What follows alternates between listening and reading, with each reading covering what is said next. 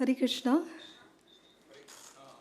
and very good morning, and welcome for the third day of the conference. We have had last 2 days a lot of important presentations. Just giving a numerical overview. At the inaugural, we had a guest of honor presentation, a keynote address, then 4 distinguished guest speaker presentations, 3 detailed presentations from revered scholars, and 8 paper presentations from scholars yesterday. So with this, we have had enriching discussions. In fact, all of the audiences were involved in the making suggestions, observations, and recommendations to the scholars. And the scholars have enriched all of the audiences, and at the same time, the audiences have enriched scholars by giving feedback. So continuing with the third day, we have a very distinguished speaker here and guest. But before that, just the teaser for the day. Do you know any of the,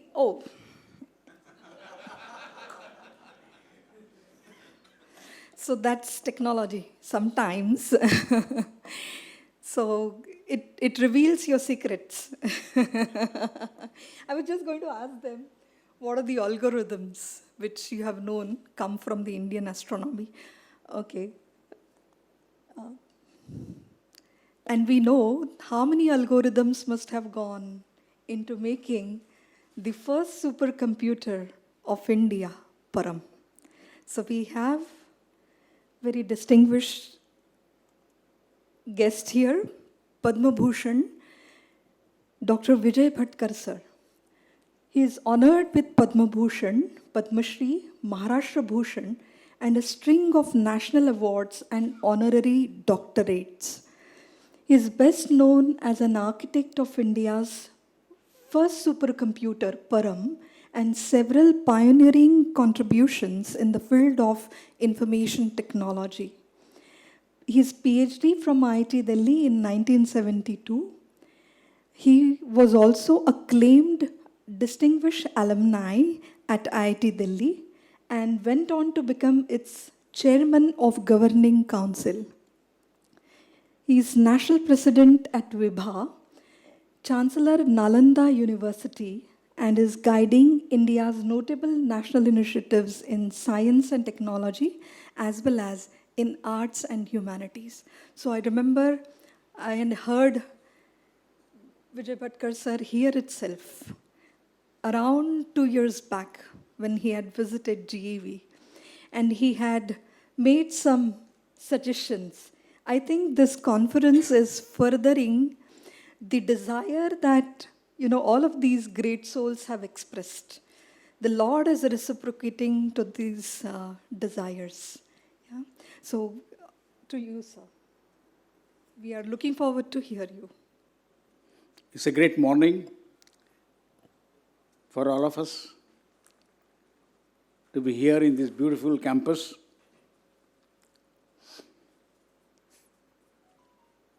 To participate in this international conference, which has been named as International Conference on Purāṇic and Siddhāntic Cosmology.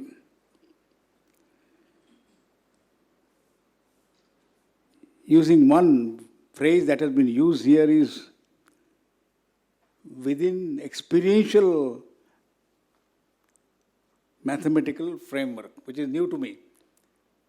Means not new in the sense it's a new connotation of experiential mathematical framework. I think we will dwell on this issue. Actually, I came here to attend this conference in the sense not as a speaker, but more as a curious learner. This one.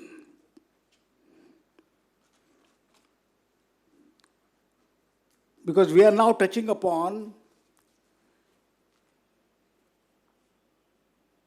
the Purāṇic,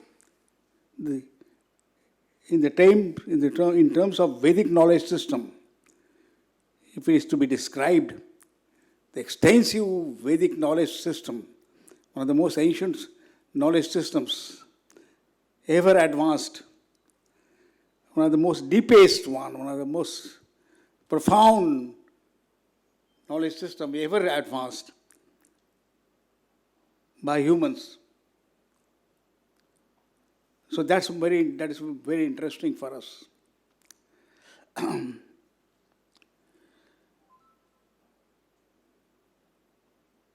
When I was looking at it in terms of trying to know the universe, and that has been an engaging framework for humans ever since they arrived in their evolving format.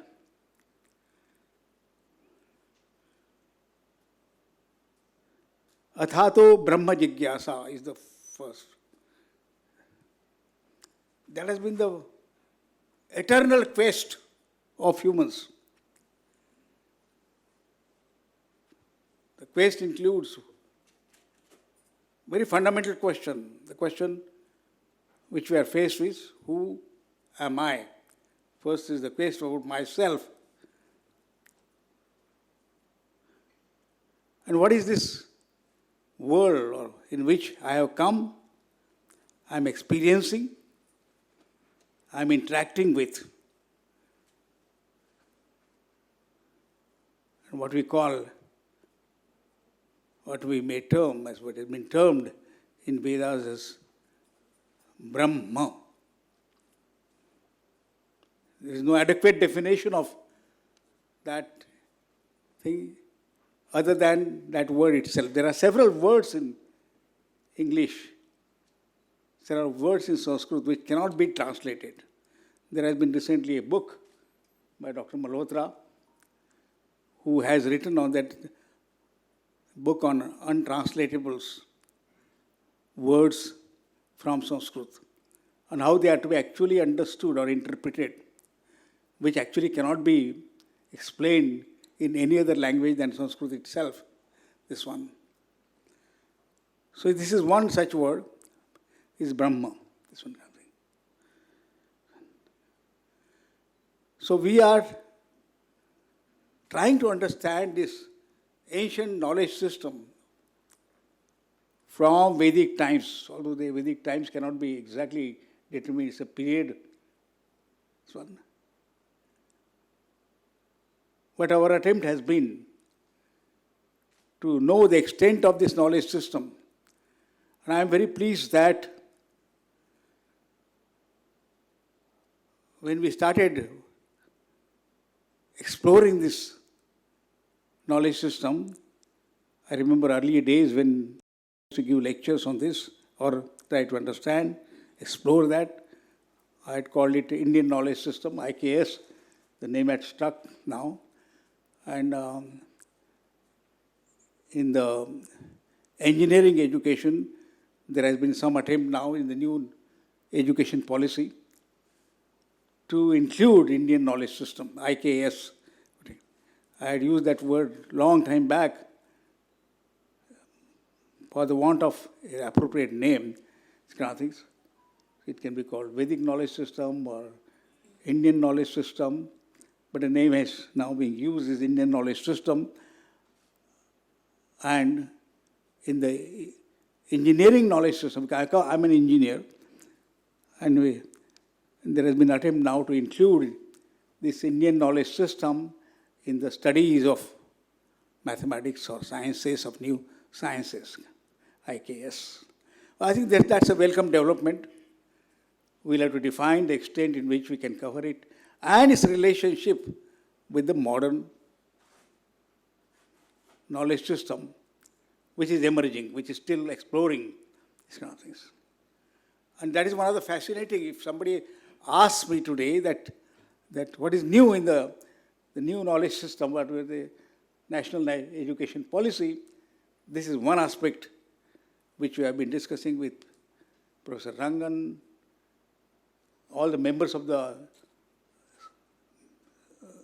this people who are trying to end knowledge system, trying to define, trying to explore, trying to elucidate this one. So this is one aspect of it. A book also has come out recently. The extensive book has come out on the Indian, which is very interesting, and which should be very interesting. So today, when we are speaking about modern or Vedic cosmology, cosmology is that thing which should be interesting to everyone, because as I said, cosmology relates to the, for want of any other word, to Brahma itself, the very existence itself. So I think in a sense that the engineers or the Vishwakarmas of today will be exploring, although we have not used that word, the Brahma, the design of the whole cosmos itself. That should be basic. I should be interested in two major things, two abiding things about me. One is myself, the wonder that is myself, and the wonder in the world in which I live, I have come to experience this world. So I really not only congratulate, but really this is a very interesting part of our studies, which is not studied in, I think, explored in science itself. Today's knowledge system, particularly when you are talking in the engineering context, this subject has been introduced as Indian knowledge system. And there are papers to it. They are not only experimental. Today we are talking about both Siddhāntic and experiential mathematics. Understanding the principles as well as the experience related to that kind of thing. And experiments related to that. So this should be interesting to all of us, particularly coming in this campus, in this divine campus like this, to explore this, what it is. And I think we can take the responsibility.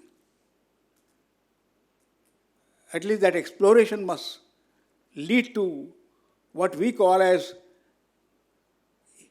inventions or innovations, because the very definition requires a new exploration, new understanding of the whole thing. More importantly, that it requires from the ancient time, because it's the most ancient thing, knowledge system we ever created. So we are mentioning that we are going to study if you say in the Vedic knowledge system from the Vedic times and even before that kind of thing. So we are trying to understand what was the mathematics then, what was the logic then, what was the science then. We don't know much about Indians' contribution to science. Of course, there are some books have come out, many people have dwelt on that issue, but it needs really to be taken very extensively and very seriously. What has been the contribution of India to the knowledge system of the humanity? I'm talking about. Because Vedas touch upon the most ancient time to today's times, and it continue. It is never beginning, means there has not been no beginning, and no sanatan, as we call, no end. Kind of thing. It's a continuing system itself. So it is very interesting from the perspective of the modern knowledge systems, what we have got. Particularly we are talking mathematics or engineering or the new knowledge systems which are coming.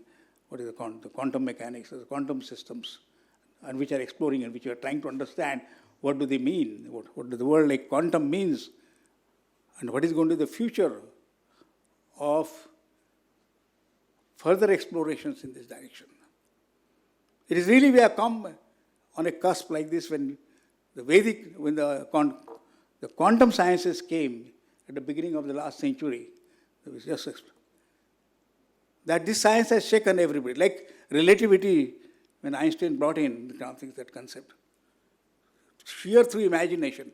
Einstein had always argued that imagination is more important than any invention. And people wondered that kind of thing. What is he talking about? But now we are realizing that it is the human mind that really discovers, really creates, really explores, kind of thing, even doing without any experimentation. Einstein had shown that kind of thing, no experiment is required sometimes.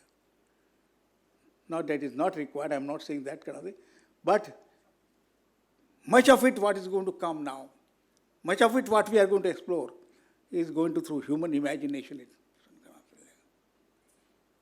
When I start working in computing on the virtual reality or augmented reality, VR, AR, or mixed reality, this is the new world, new technology that is coming, in which I am developing a course on this issue, because currently we are talking about it, and they say that the new language that would be required to define the new systems, new knowledge systems we are developing, we require a totally new language, and rightly so, we are calling it a new verse, what we called as metaverse. Metaverse, what Facebook and what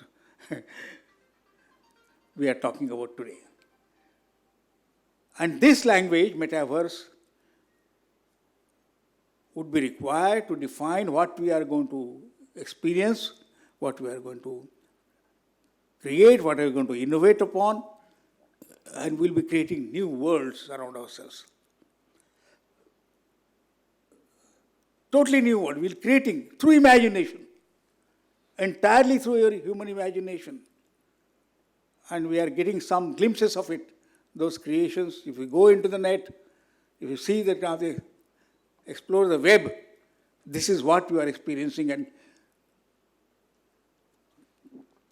I thought that, since I remember from the days where I was involved, when the computers came in, or electronics really began in the world with the invention of transistor.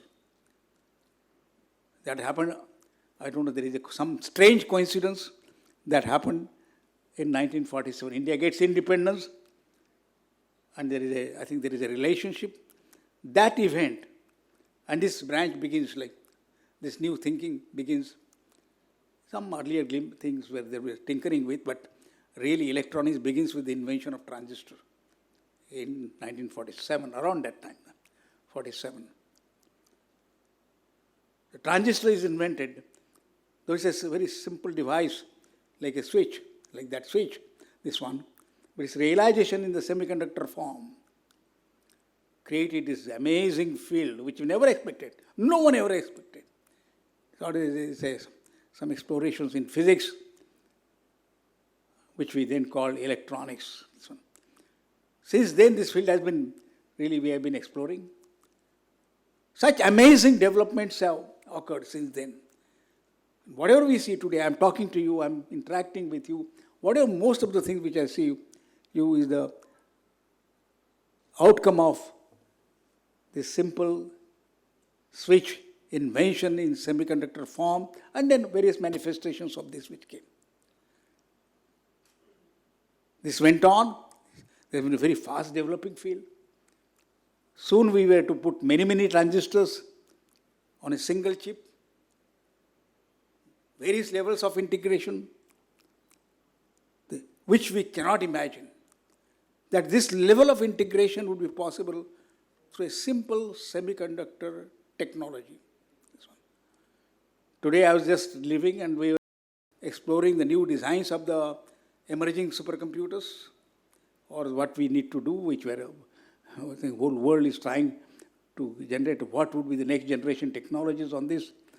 We are able to put 1 trillion transistors, not billions, not million, I've seen of course thinking some thousands, millions of transistors or billions of transistors, but now we are talking about putting the human amazement, I think, the ability to put 1 trillion transistors on this small chip like this, and many such chips integrated, hundreds of such chiplets integrated on and these are the new chips which we are talking about.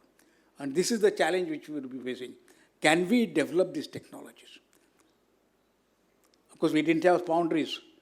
Because if a foundry, launching a foundry or establishing a foundry takes typically today $10 billion.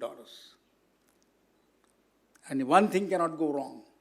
As you put these transistors on a small chips and then several chips integrated in a cluster form, it's a big amazement at how humans are able to do that kind of thing. On human hair, putting so many circuits, so much of logic. See, look at from the logic perspective, because logic has been the engaging phenomenon, the beginning of mathematics. The logic itself, this one, Nyaya Shastra, which we call. Look at that. That is the beginning of this whole thing. And how are we able to put so much of logic forms? If you see, those who have studied Nyaya Shastra or logic itself, you have followed that kind of thing, what it means, and what types of logics there can be. First order logic and second. I think we are still not studying what Vedic times we talked about this logics, things which will be emerging in the future. But today, on a strand of hair, we are putting billions of such logic gates, not billions, but trillions of such logic gates now onto that. Just think of human imagination of this, how we would have done it and how we are doing it, kind of things. And that's what we are doing. Why I'm referring to this, today's computing power is coming from our ability to put those kind of things, to understand that level of mathematics, to actually use it in designing useful devices like computers. And you see then that what has changed the world, transformed the world, is this kind of electronics, and this kind of technologies which go along with it. Thanks, I think we must think that we started exploring this as this came in. We did not understand these things. We did not understand the logics associated with it. But the microprocessor came in 1962 in the Intel labs, and Ted Hoff and team. They were looking at why can't I put the entire computer on a chip itself? As you were seeing the PTP computers at that time, the mini computers which were available. So he said, I'm struggling with putting this circuit, that circuit, more advanced circuit, more circuit. Instead of that, why can't I put the entire computer on a chip itself? And that was the realization of microprocessor, what we call at that time. And it is termed as, like transistor is termed as one of the amazing feats humans have achieved, is also this transistor, this microprocessor. It has been noted in this human history of advancement of technologies, the transistor invention and this microprocessor invention, and of course the internet and many other things which came. Each made a big mark in the human history itself. Associated communication, and one of the amazing tools that is available today to us also, that we may note any quest of knowledge will not be, we don't understand the implication of this emergence of internet, and then putting entire human knowledge onto one chip like this. Entire what humans have, all from the Vedic times, all that knowledge we are trying to put, at least trying to put on the emerging chips, and we have that. And that is put in our pocket. So I remember when we talk about the supercomputers with a lot of pride, but that whole thing, knowledge, can be put onto the device which you carry everywhere, and everybody carries. The village girl also carry, or anyone carries. And today we are surprised people when the things, technological people don't ask for the toilet, but they want that processor in your that chip or that transistor. Sorry, that your mobile phone. Mobile phone is a wonder to me itself. Putting all that capabilities of computing and communication and internet and the storage into this device. And this I mean, to me, is one of the wonders humans have created. Though people don't, it's so common, it's so pervasive that we don't recognize it. That's the thing. That's one of the taste of a human imagination is that you don't recognize that is with you. Like we ourselves. One of the greatest wonders is the human itself, the human brain itself. This kind of thing. But don't recognize that. Oh my God. That's why human birth is considered so rare, so precious. It is so precious that we don't recognize it. And that is a test of that thing. So such thing has been possible with this. Why I am referring to this is this, I think, that we'll see the knowledge behind it. What is going on? Because I know that we are one of the persons very closely touching it. That you have the device, you have to create that foundry, you have to create this logic gates, you have to create these devices, you create things, systems around it, which are now called as supercomputers, or what we now talk as artificial intelligence. Our attempt now is to put up human intelligence outside itself, outside himself. Human somatic realization as our intelligence has come, and which you can touch upon and manipulate the world. And that can be so vast, the entire knowledge can be put. The entire knowledge which was so far imagined, created, this one starting from our Vedas themselves till today, all mathematics, everything we can actually put across outside. Now we are talking it, embedding in your brain itself, extending your brain with these chips, not only in the silicon form but also in the biological form. We are talking the organic devices and also the intelligent devices.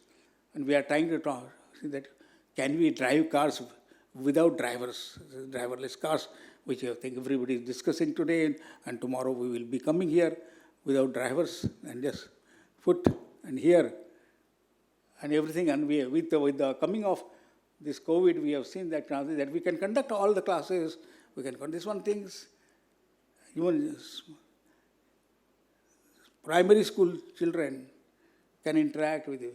And we are doing the video conferencing, and it's like many people will be listening to these lectures from anywhere in the world. This kind of thing.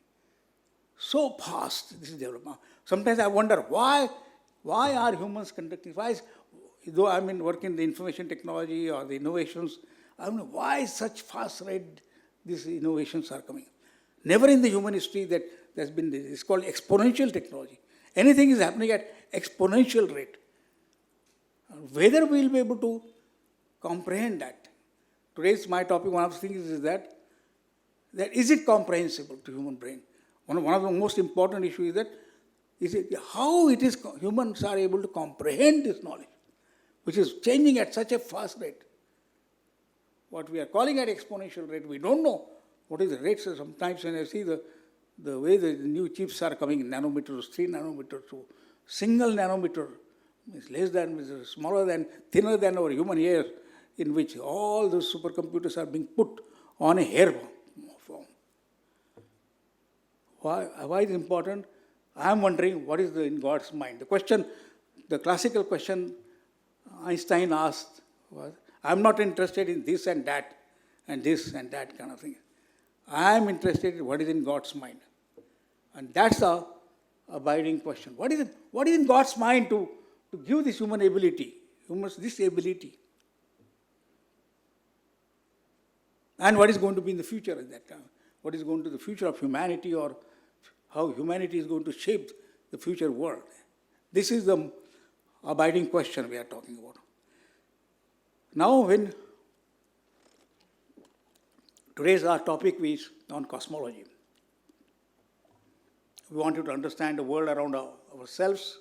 We want to understand something.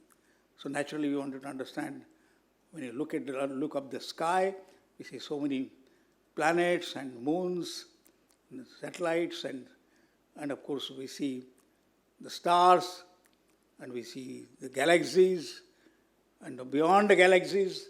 I think we are trying to understand that what is beyond these galaxies, what is there up above, and what is coming to that thing. So cosmology really deals with the entire cosmos, I think the Brahma in that sense. when Brahma created this world, I think, this in a sense like that, did he have in mind that that there will be Prati Brahma, Vishwa, which will be created? I think we have story of that, which was created. And we are actually doing that. Actually, we are trying to create worlds, and many worlds, at least in the form of virtual form. And what I talk to you today, the virtual worlds which you are creating is through your imagination, and this one. And that is the language, that is many words, not only single word. Simultaneously several words which will be coexisting, which we are creating, and we are actually living in those kind of words. Actually, we are creating languages for that, to express that, and also in the physical form. Also in the physical form, the worlds will be created. The cosmology of tomorrow will be that kind of thing, created by nature and created by humans, and they interacting together to create the new, I think, cosmic forms. Particularly when Bhagavad Gita is explained to the human, Krishna came, showed the cosmic form of him. What is he? To show the amazement to Arjuna, that kind of thing, that what he is. He wanted to show that, this is what I am in that form.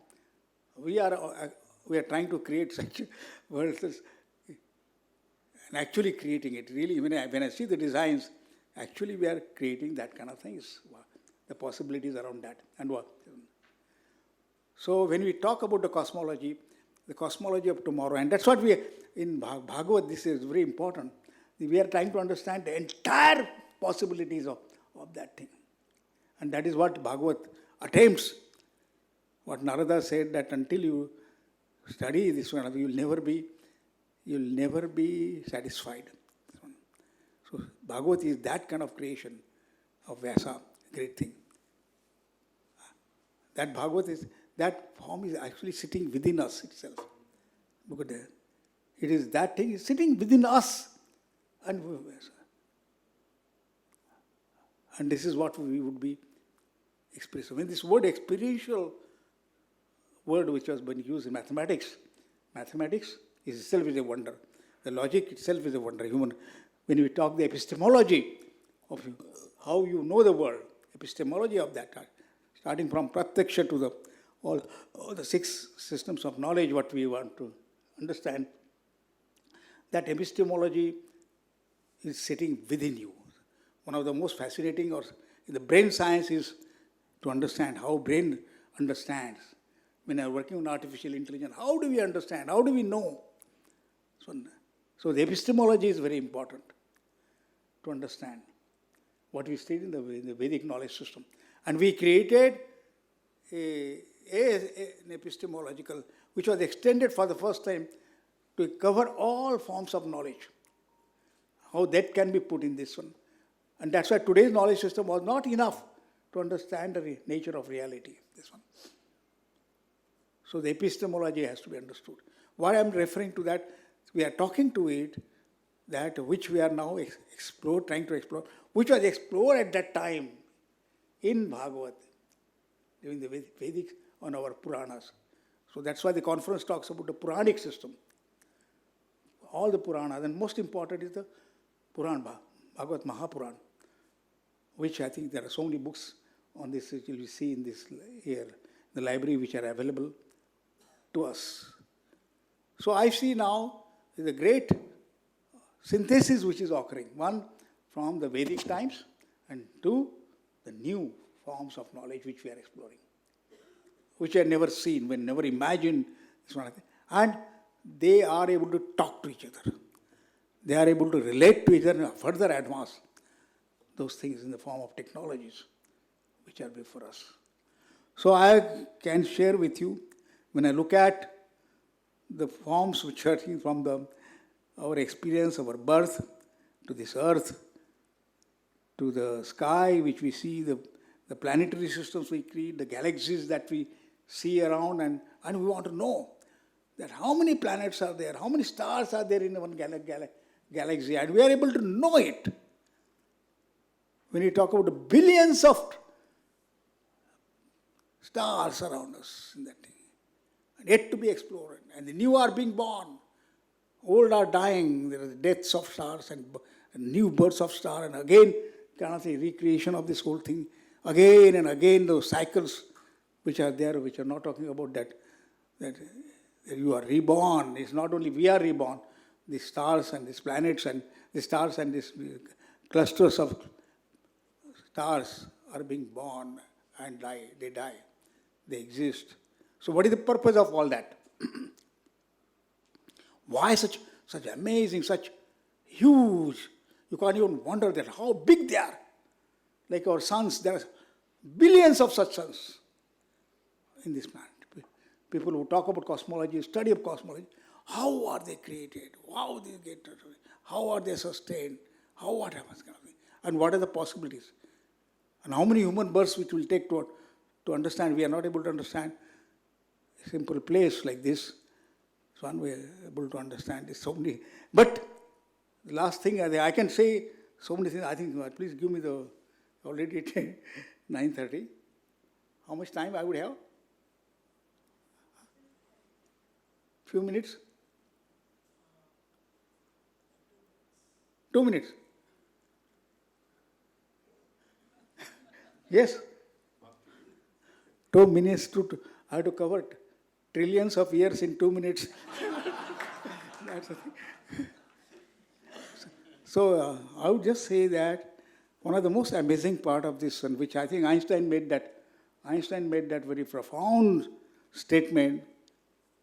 That is, what Einstein found most amazing is that this incomprehensible universe or cosmos, that it is comprehensible, that we can understand. Apparently incomprehensible. If it's by any imagination, it is incomprehensible. But what is statement, and that is given hope to the humanity or to the class, is that it is comprehensible by the human brain. So then, what is that within you who is able to comprehend this world and go forward to understand this? So this conference is trying to give this. Without that, I will say that giving our knowledge will be incomplete. Looking at the current knowledge itself, because we are talking the current knowledge is not enough to comprehend the possibilities of who you are first. So one of the greatest challenge before humans is, who am I? I think that is what is raised in the Vedic thing. Who am I? Who is able to comprehend this? Not only comprehend, but go beyond and challenge Brahma himself. Yes, challenge means in the sense trying to explore. So this, looking from this particular perspective, with this conference is trying to dwell, first time perhaps, I would say in this perception, and we are trying to look also that what world it is creating, what kind of cosmos it is creating, what kind of cosmos. So you will see some Bhagavad books, if you will see that kind of thing. The Vishnu is imagining, reclining on the celestial serpent, and the several worlds he is imagining. So you will see that book, several cosmos around him, that kind of thing. And there are millions and billions of such cosmic structures. So imagine that how precious we must be. We have been given that power of imagination like this. And that's why it's very fab. So what was in Vishnu's mind, what was in Krishna's mind, the great prime, is that kind of thing to create to something that we are here to explore and get amazed that this is Krishna which I worship. And no another form I can do that. No other way I can do that. This is what I am, or this Aham. We are talking the great Mahavakyas, Aham Brahmasmi, or Tattvamasi, or that I am Atma Brahman, or Prajnanam, that my finally coming to the Brahma is that Prajnanam, that is consciousness. I am myself, that consciousness. And that's why one of the greatest frontiers which humans are exploring today is the nature of consciousness. The nature of consciousness. So if you find that today is one of the most engaging factor in human quest is the nature of my consciousness. prajnanam. That is it. So this conference has a very wide canvas to look at, and we require several of this. Again and again and again and again, explore from different perspectives and go forward and to become one with that consciousness. That is, from being to becoming is our goal of a knowledge, and this is one step in this direction. Thank you very much. Thank you so much for giving me.